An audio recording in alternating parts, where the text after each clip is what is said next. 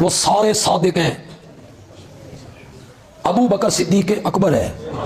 تمہارے ہاں متقی وہی ہوتا ہے نا جو مال غنیمت میں خیانت کرے، تمہارے نزدیک صادق وہی ہوتا ہے نا جو فدق کا باغ غصب کر لے، اسی کو متقی کہتے ہو۔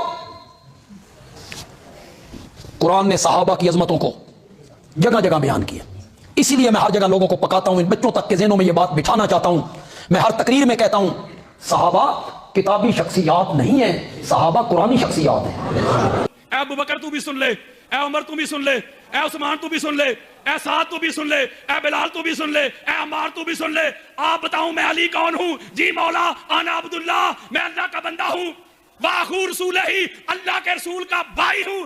جملہ اگلا سننے والا ہے وَأَنَا الصِّدِيقُ الْأَكْبَرُ لَا يَقُولُهَا بَعْدِي إِلَّا كَذَّابٌ۔ پوری کائنات میں سب سے بڑا سچا صدیق اکبر میں ہوں، جو میرے بعد صدیق اکبر کا دعویٰ کرے کائنات کا جھوٹا ہو سکتا ہے، صدیق اکبر آدم سے لے کے پوری کائنات کے آخری انسان تک حضور کو چھوڑ کے پوری دنیا میں جو صدیق اکبر ہے نا، اس کا نام علی ابن ابی طالب ہے۔